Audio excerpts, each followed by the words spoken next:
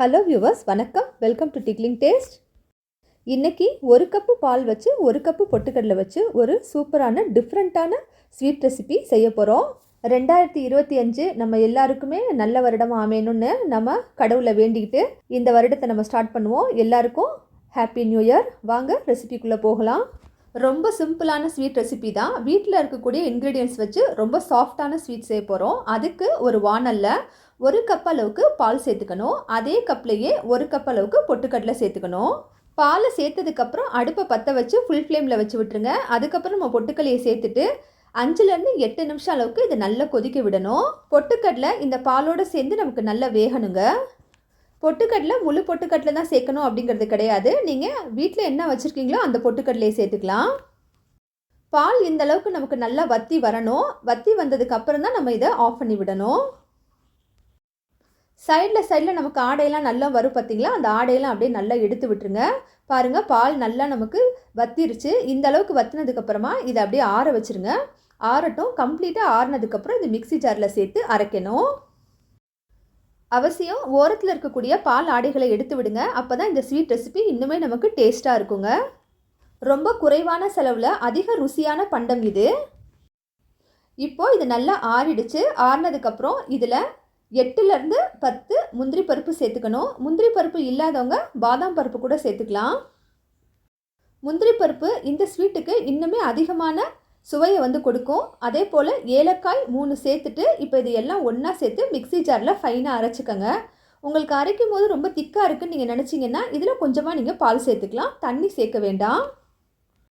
அதே போல் நீங்கள் பொட்டுக்கல்லையே ரொம்ப நிறக்க எடுத்திங்கன்னா பால் கொஞ்சம் அதிகமாகவே சேர்த்து வேக வச்சுக்கோங்க.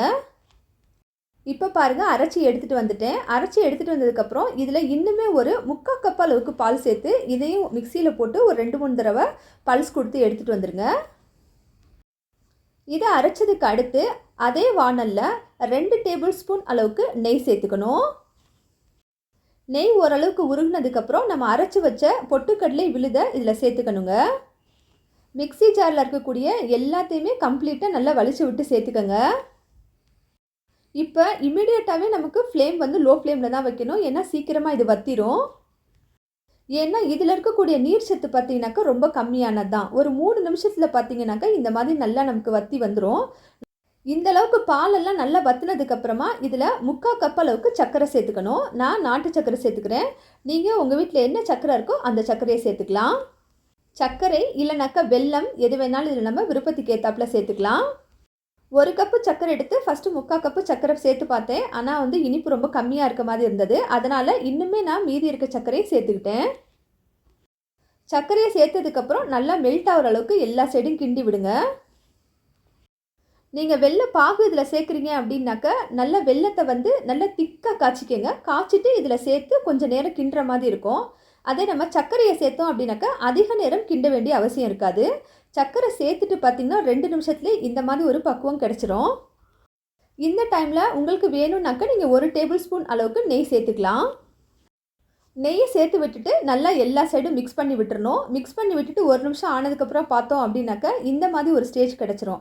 அதாவது பார்த்திங்கனாக்கா வானல்லேருந்து நமக்கு திருப்பும் போது கீழே ஒட்டாமல் நழுவிக்கிட்டு வரும். இந்த மாதிரி ஒரு ஸ்டேஜ் கிடச்சிச்சினாக்கா நம்ம இது இப்போ ஸ்வீட் ரெசிபியை செட் பண்ண போகிறோம். அதுக்கு என்ன செய்யணும் அப்படின்னாக்கா ஒரு பிளேட்டில் நான் கொஞ்சம் நெய் தடவி வச்சுருக்கேன். நீங்கள் பிளேட்டு கிண்ணம் ஆனால் ஒரு அகலமான பாத்திரம் எடுத்துக்கணும். அதில் நெய் தடவி வச்சுட்டு இந்த ஸ்வீட் ரெசிபியை சூடாக அதில் அப்படியே போட்டுருங்க. போட்டுட்டு எல்லா சைடும் நல்லா சமப்படுத்தி விட்டுருங்க. இது ஆறுனதுக்கப்புறம் செய்யக்கூடாது. சூடாக இருக்கும் போதே செஞ்சால் தான் நல்லா செட் ஆகும். இது போல் நல்லா சமப்படுத்தி விட்டதுக்கப்புறம் ஒரு 3 மணி நேரம் அப்படியே வெளியவே இருக்கட்டும். நம்ம ரூம் டெம்பரேச்சர்லேயே இருந்து இது ஆறட்டும். ஆறினதுக்கப்புறம் நம்ம இதை பீஸாக கட் பண்ணி சாப்பிட்லாம். பாருங்கள், ரொம்ப சுலபமான மெத்தடு. அதே போல் ரொம்ப கம்மியான இன்க்ரீடியன்ஸ் தான்.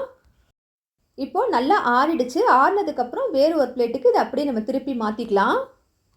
திருப்பிட்டு லைட்டாக தட்டினாலே அழகாக ஈஸியாக வந்துருங்க. பாருங்கள், அந்த தட்டுடைய ஷேப்போட அழகாக நீட்டாக வந்திருக்கு. நான் உங்களுக்கு கையில் கூட இதை எடுத்து காட்டுறேன். பாருங்கள் எந்த அளவுக்கு பர்ஃபெக்டாக வந்திருக்குன்னு. இப்போ இதை நம்ம பீஸாக போட்டுக்கலாம். உங்களுக்கு என்ன ஷேப் வேணுமோ அந்த ஷேப்பில் நீங்கள் போட்டுக்குங்க. நான் சின்ன சின்ன ஸ்கொயர்ஸாக கட் பண்ணிக்கிறேன். கட் பண்ணும்போதே பாருங்கள் ரொம்ப ஈஸியாகவும் சாஃப்டாகவும் வருது. ஜஸ்ட்டு 1 கப்பு பொட்டுக்கடலையே எவ்வளோ ஸ்வீட் நமக்கு கிடச்சிருக்கு. காசு கொடுத்து கடையில் வாங்க வேண்டிய அவசியமே இல்லை. இந்த மாதிரி செஞ்சு கொடுத்தீங்கன்னா குட்டீஸ்க்குலாம் ரொம்பவே பிடிக்கும். அதே போல் வீட்டில் இருக்க பெரியவங்களும் சரி ரொம்ப என்ஜாய் பண்ணி சாப்பிடுவாங்க.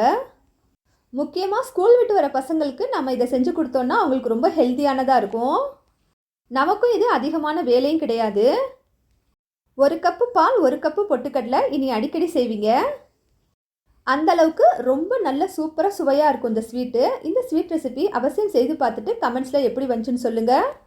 பிடிச்சிருந்தா லைக் பண்ணிவிட்டு உங்கள் ஃபேமிலி, ஃப்ரெண்ட்ஸ், ரிலேஷன்ஸ் எல்லாருக்கும் ஷேர் பண்ணுங்கள். இந்த வருட தொடக்கத்தை நான் ஸ்வீட் ரெசிபியோட ஸ்டார்ட் பண்ணணும்னு நினச்சி நம்ம வீட்டில் இருக்கக்கூடிய இன்க்ரீடியன்ட்ஸ் வச்சு ரொம்ப சிம்பிளான ரெசிபி போட்டிருக்கேன். அவசியம் செய்து பாருங்கள். தேங்க்யூ ஃபார் வாட்சிங்.